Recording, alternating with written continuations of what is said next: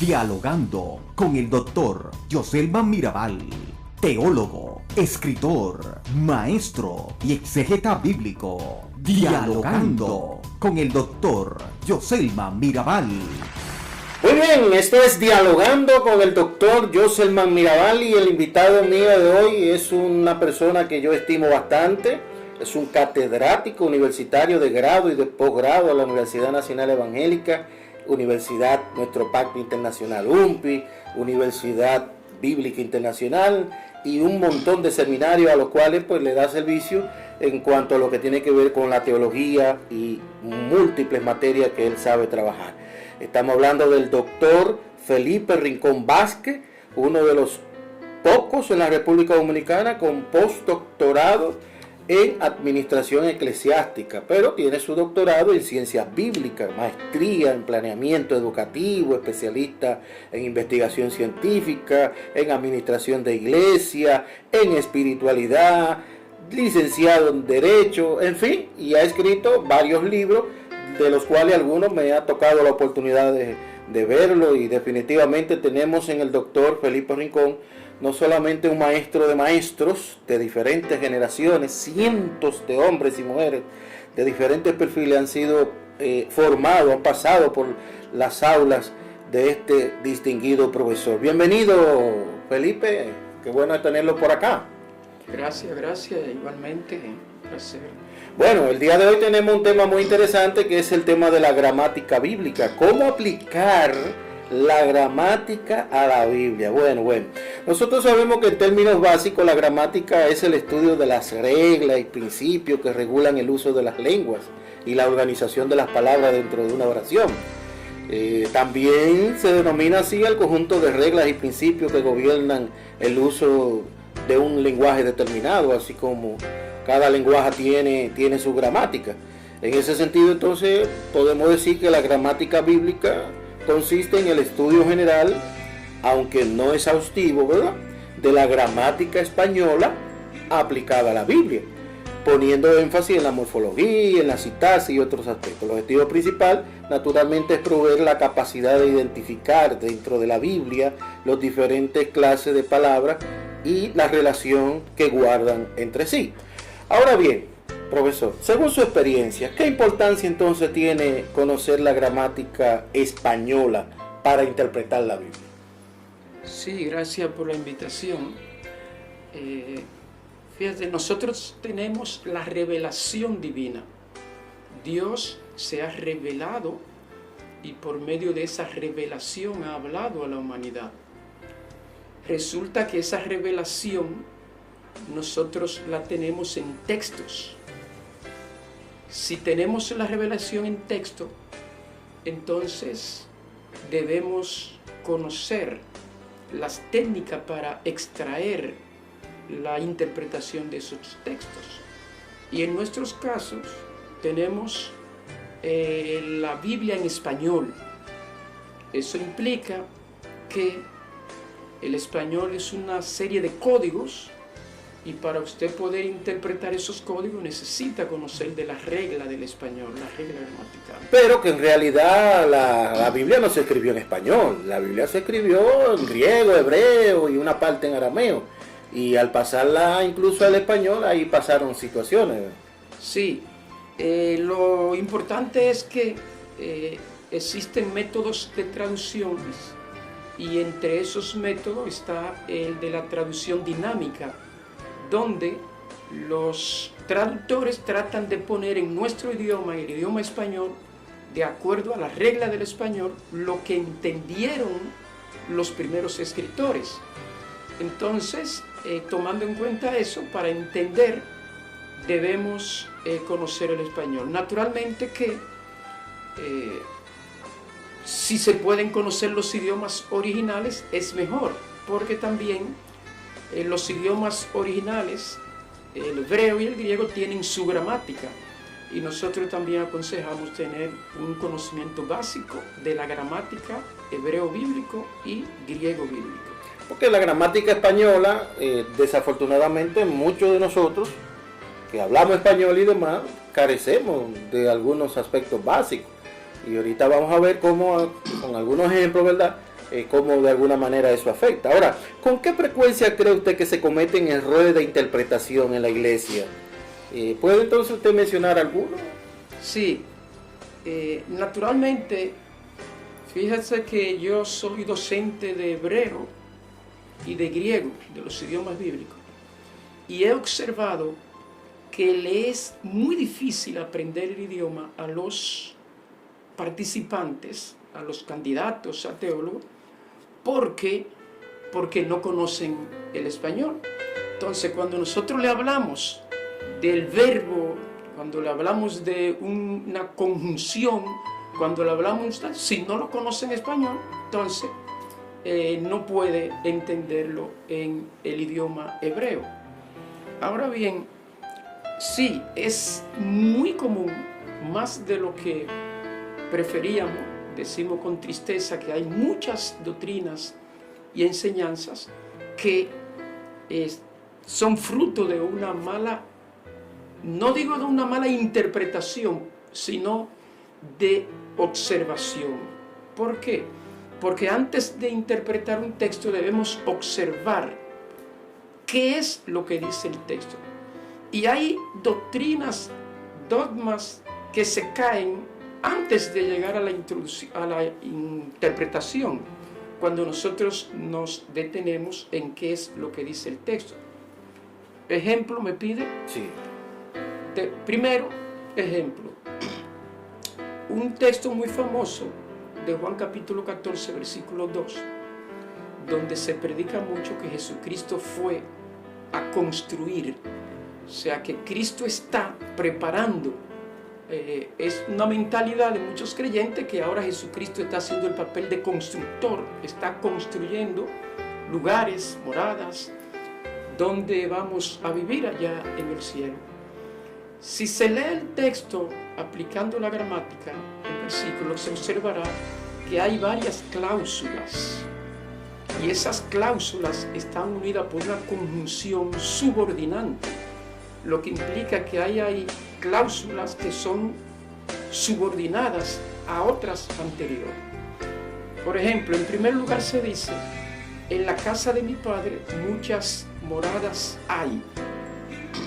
Esa cláusula es una oración afirmativa.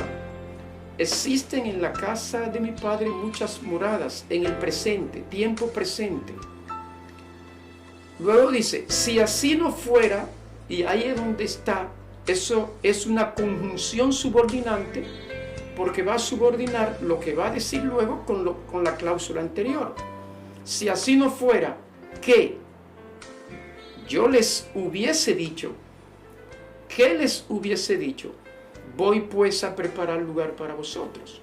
Entonces, cuando se toma esa última cláusula, sin examinar gramaticalmente todo el contexto, se saca solamente que Jesús dijo: voy pues a preparar lugar para vosotros. Pero no fue eso lo que dijo.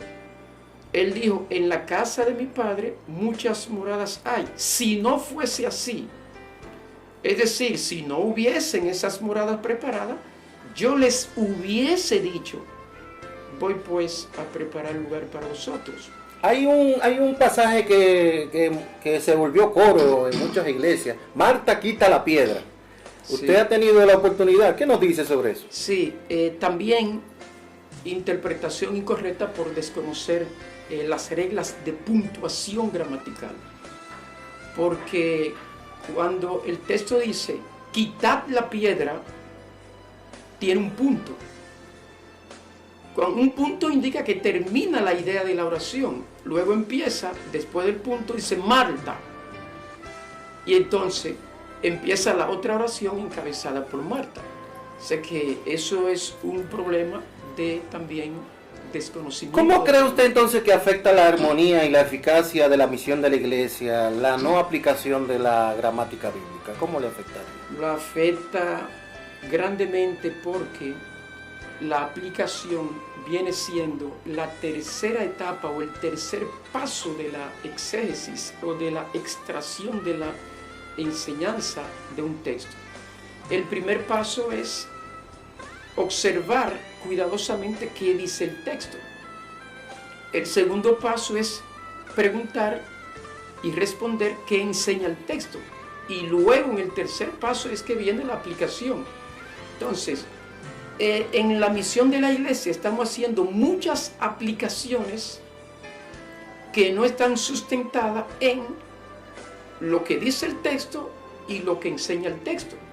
De ahí que muchas aplicaciones se han convertido en dogmas eclesiásticos y lamentablemente estamos viendo que la iglesia cristiana está perdiendo un gran margen de la sociedad porque esas conclusiones carecen de lógica, de gramática, y muchos en las universidades, muchos cristianos en los centros de estudio están siendo confrontados con esas conclusiones que no tienen respuesta. Ahora, nosotros queremos desentrañar este tema. Dijimos gramática bíblica, pero hay una pregunta. ¿Cómo aplicar la gramática bíblica? El que nos está escuchando dice, pero ¿y cómo la aplico? ¿En qué es lo que debo hacer? Bien, todo este tema de investigar y concluir con un libro titulado Gramática aplicada a la teología surge en mis años de estudio en la universidad, la licenciatura de teología, donde me di cuenta que el teólogo, el líder cristiano, el maestro, tiene como meta elaborar un producto. O sea, hay un producto que nosotros producimos y que tenemos que entregarlo. Y ese producto se da o por medio de la escritura o por medio del habla oral. Y entendí que tantas lagunas que tenía me impedían, en primer lugar, extraer correctamente el mensaje del texto y luego de tenerlo, poder expresarlo o escribirlo. Eso entonces me llevó a estudiar, y por eso un gran teólogo, Spurgeon, dijo que el ministro cristiano debe tener la Biblia en una mano y el periódico en la otra. Lo que quiso decir la Biblia y la ciencia, la Biblia y el conocimiento. Siempre les recomiendo a los líderes que deben tener un buen diccionario español y una buena gramática para estudiar, para poder aplicar. No basta con tener la Biblia debajo del brazo, sino que también debe tener la técnica para poder estudiar la Biblia. Entonces, ¿qué vamos a encontrar en este libro de su autoría, Gramática aplicada a la Biblia? ¿Qué supone el lector va a ver ahí? Bueno, nosotros en ese libro vamos a dar una noción general de la gramática, pero como eso se puede ver en cualquier libro, este tiene la particularidad de que vamos haciendo aplicaciones textual de la Biblia. Cada vez que vamos exponiendo un tema gramatical, por ejemplo, los sustantivos, sustantivo propio, sustantivo común, inmediatamente explicamos algunas interpretaciones erróneas que se han dado por no entender el hecho de los sustantivos propio, común, cuando dice, por ejemplo, bautícenlo en el nombre del Padre, del Hijo y del Espíritu Santo. Ahí tenemos tres sustantivos, Padre, Hijo y Espíritu Santo. Entonces hay que entender que no se nos dice en los nombres, sino en el nombre singular. Entonces ahí explicamos por qué se da singular, cuáles son el tipo de sustantivo que está envuelto en el texto, y así lo vamos haciendo en todo el libro. Vamos explicando la gramática y haciendo explicaciones. ¿Cuál sería entonces su recomendación a quienes le escuchen sobre este tema de la gramática bíblica? ¿Qué usted le diría a ellos? Muchos de ellos son pastores, líderes, y otros son sencillamente miembros. Cuando yo empecé a estudiar teología en la universidad, la licenciatura en teología, porque estudié teología y el bachillerato antes de graduarme de Derecho. Cuando empecé a estudiar teología ya yo era abogado, graduado y en el ejercicio. ¿Y qué pude observar? Que tenía que volver a estudiar. Es algo que muchos le pesa no están dispuestos a volver a estudiar. Y más cuando tienen títulos, liderazgo, posiciones, hay que volver a estudiar. Yo les recomiendo que vuelvan, que compren literatura, que hagan talleres, cursos, que estén atentos a aprender acerca de cómo aplicar la gramática a su labor pastoral, ministerial en la iglesia. Definitivamente hablar de la gramática española dentro del marco de lo que es el estudio de la Biblia es fundamental. Sabemos que en definitiva la Biblia es un libro que, aunque traducido al español, ¿verdad?, tiene sus realidades de contexto que tienen que tomarse en cuenta a la hora de lo que es la interpretación. Muchas de las situaciones que tenemos a nivel de iglesia son sencilleces, son cuestiones de lectura. A veces se resuelven con aplicar la gramática. Que con solo aplicar la gramática se resolvería muchos problemas, y ustedes saben que eso es muy necesario, porque tenemos en nuestro entorno y como parte de nosotros personas que son muy legalistas, muy extremos en cuanto a lo que la letra se refiere del contenido de la Biblia. Hay un ejemplo que yo utilizo mucho en las aulas, y es una historieta que anda por ahí de Pedro Animal y Juan Bobo, que Pedro Animal le dice a Juan Bobo: tráete la puerta. Y cuando van caminando varias esquinas, le dice Juan Bobo a Pedro Animal, ayúdame que estoy cansado. Cuando Pedro Animal se vira, observa que él tenía la puerta encima, había arrancado la cabeza. Y le dice: ¿qué tú buscas con esa puerta encima? Oh, ¿y tú no me dijiste que me trajera la puerta? Ahí vemos que Pedro Animal le habló con un lenguaje simbólico y Juan Bobo lo tomó literal. Entonces yo le digo a los líderes: miren, muchos líderes y cristianos andan cargando la puerta encima porque no han entendido la gramática, que existe el lenguaje natural, el lenguaje figurado, etc. Andan cargando la puerta encima con muchos dones y teorías. Y es que sin lugar a duda el contenido de la Biblia tiene diversos tipos y géneros literarios. Claro. Y esos tipos y géneros literarios requieren un análisis a partir de la naturaleza del género. Exacto. Todo lo que está en la Biblia no es literal, no es necesariamente histórico. Por ejemplo, la Biblia tiene historias, cuentos, mitos, incluso leyendas, y hay que tratarla como tales, y no se pueden extraer tal como están. Por ejemplo, la parábola de Jesús eran ilustraciones. Usted no puede tomar una parábola para hacerle un desglose, letra por letra, palabra por palabra, figura por figura, para a partir de ahí hacer una interpretación detallada, porque no era la intención. La intención era simplemente una moraleja. Señores, esto es Dialogando con el doctor Joselman Mirabal, y hoy hemos tenido a un amigo, compañero. Tuve el privilegio de ser facilitador con él en la Universidad Nacional Evangélica por muchos años, un hombre que se ha ganado el respeto, la admiración de múltiples generaciones de hombres y mujeres que hoy por hoy luchan en el reino y para el reino. Será entonces hasta la próxima. Que Dios les bendiga a todas y a todos. Este espacio es patrocinado por Alianza Cristiana Universitaria Internacional, incorporada a CUI. Dialogando con el doctor Joselman Mirabal.